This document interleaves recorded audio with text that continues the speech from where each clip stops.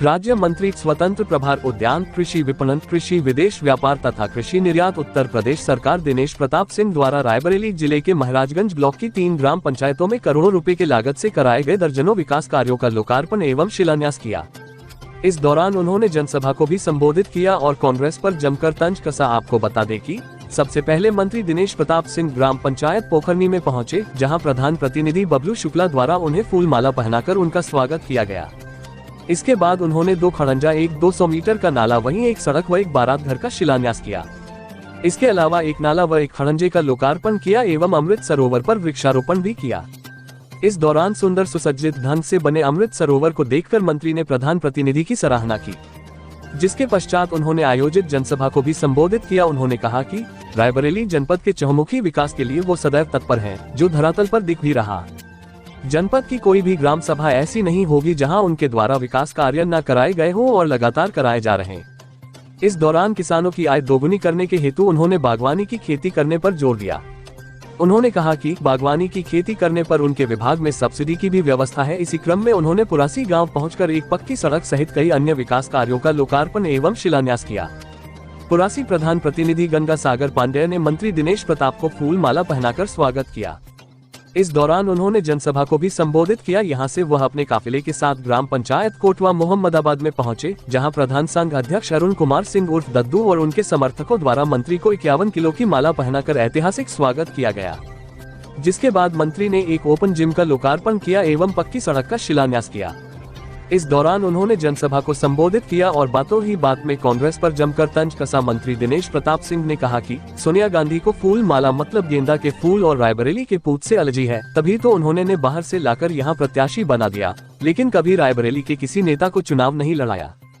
उनका रिश्ता रायबरेली से सिर्फ वोट तक है, इसीलिए जीतने के बाद जीत का प्रमाण पत्र तक भी लेने नहीं आए। इस दौरान श्री सिंह ने कहा कि हिंदुस्तान के लिए भाजपा जरूरी है और इस बार रायबरेली में भी कमल खिले, ये आप सबकी जिम्मेदारी है। इस दौरान कार्यक्रम के संयोजक व प्रधान संघ अध्यक्ष अरुण कुमार सिंह उर्फ दद्दू ने कार्यक्रम में आए हुए गणमान्य अतिथियों का स्वागत किया। कार्यक्रम आयोजित किया गया। कार्यक्रम में लालगंज की अंतर्राष्ट्रीय आल्हा गायिका काजल सिंह द्वारा आल्हा की बेहतरीन प्रस्तुति देकर समा बांध दी। Bureau report SK India news. स्थान है जहां एक बार मैंने सभा किया।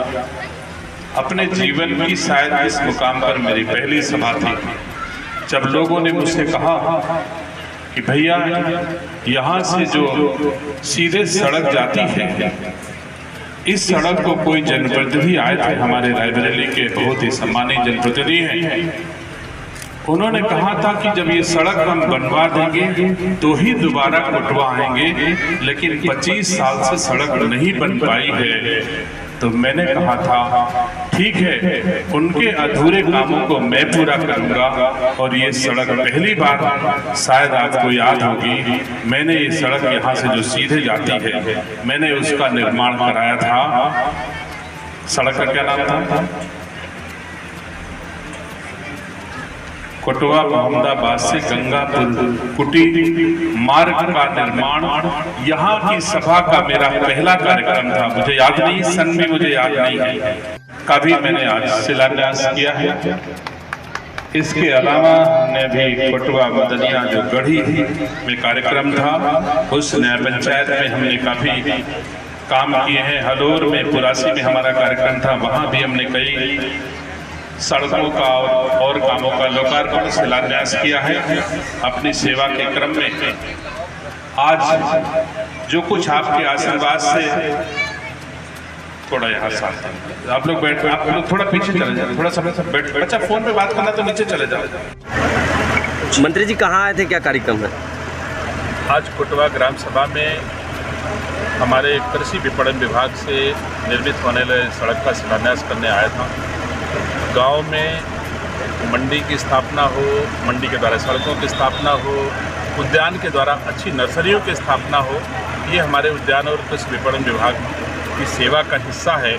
आज महाराजगंज में कई मंडी द्वारा बनी सड़कों का लोकार्पण किया, शिलान्यास किया। जिला पंचायत से बनी सड़कों का लोकार्पण शिलान्यास किया। अपनी सेवा के क्रम में लगातार मेरा ये दौरा चलता रहता है और सप्ताहांत के 2-3 दिनों में मैं लगातार रायबरेली जनपद में ऐसे कार्यक्रमों का आयोजन किया जाता है मेरे घर। 2024 के लोकसभा चुनाव को कैसे देखते हैं? रायबरेली में इस बार भाजपा की क्या स्थिति रहेगी? रायबरेली में इस बार कमल खिलेगा, ये हर कोई कहता है। मैं उम्मीद करता हूं कि रायबरेली से भी एक कमल खिलेगा जो हमारे देश के यशस्वी प्रधानमंत्री आदरणीय नरेंद्र मोदी जी को फिर से प्रधानमंत्री के काम आएगा, क्योंकि हमारे प्रधानमंत्री जी ने जो देश के लिए करके दिखा दिया है, मैं समझता हूँ इतिहास में वैसा कभी नहीं हुआ। हम लोगों ने देखा है देश में 2004 से 2014 तक कांग्रेस की सरकार थी। उस कांग्रेस की सरकार में भ्रष्टाचार चरम पर था। इतनी भ्रष्टाचार की घटनाएं इतिहास में उस रिजीम, उस कालखंड से पहले न कभी हुई हैं और बाद में कभी नहीं हुई। उस कालखंड में जो कांग्रेस का कालखंड था, जितने आतंकवादी गतिविधियां हुई हैं उतना कभी नहीं हुआ। उस कालखंड में रेलवे स्टेशन, बस स्टेशन पर दिखा मिलता था किसी अजनबी वस्तु को छुए ना, बम हो सकती है। ऐसी चीज़ों से हमारे देशवासियों को मुक्ति दिलाने का काम देश के प्रधानमंत्री ने दिया है। सुशासन दिया है, सम्मान दिया है, विकास दिया है, दुनिया में भारत का सम्मान बढ़ा है। आज हमारे देश के प्रधानमंत्री जब अमेरिका जैसे ताकतवर देश में भी जाते हैं तो अमेरिका का राष्ट्रपति हमारे देश के प्रधानमंत्री के पीछे चलता है। और हम देशवासियों ने देखा है कि हमारे देश के प्रधानमंत्री जी के दूसरे राष्ट्राध्यक्ष चरण छू करके उनका मार्गदर्शन और आशीर्वाद लेते हैं। तो ये हमारे गर्व की बात है कि हमको हमारे देश को ऐसा प्रधानमंत्री मिला है। देशवासी ऐसे प्रधानमंत्री को खोना नहीं चाहते और रायबरेली भी चाहती है कि इस बार ऐसे प्रधानमंत्री की सेवा में रायबरेली से भी एक सांसद चुना जाए जो देश के यशस्वी प्रधानमंत्री जी को फिर से प्रधानमंत्री बनाने के काम आए। गठबंधन विपक्ष ने बनाया जिसका नाम इंडिया रखा है और नारा भी देते हैं कि जीतेगा इंडिया, हारेगा एनडीए, क्या कहना चाहिए? निसंदेह गठबंधन होते आए हैं। आज भी आपको पता है कि मैं कहता हूं कि भारतीय जनता पार्टी का भी एक गठबंधन है जिसके नेता देश के यशस्वी प्रधानमंत्री आदरणीय नरेंद्र मोदी हैं, और एक गठबंधन विपक्ष ने किया है। आप उसके नेता का नाम बता दो, मैं मान लूंगा वो गठबंधन कुछ काम करने लायक है। उन्होंने तो नाम रख दिया ना इंडिया। नेता विहीन ना पार्टी हो सकती है, ना नेता विहीन कोई नीति हो सकती है। जो गठबंधन हुआ है वो नीति विहीन है और नेता विहीन है, इसलिए वो अस्तित्व विहीन है। उस गठबंधन का कोई औचित्य नहीं है। एक ही गठबंधन इस देश में है जो मोदी जी के नेतृत्व में काम कर रहा है, राष्ट्र में काम कर रहा है। वही गठबंधन को जनता स्वीकार कर रही है, आगे भी स्वीकार करेगी। धन्यवाद। Thank you.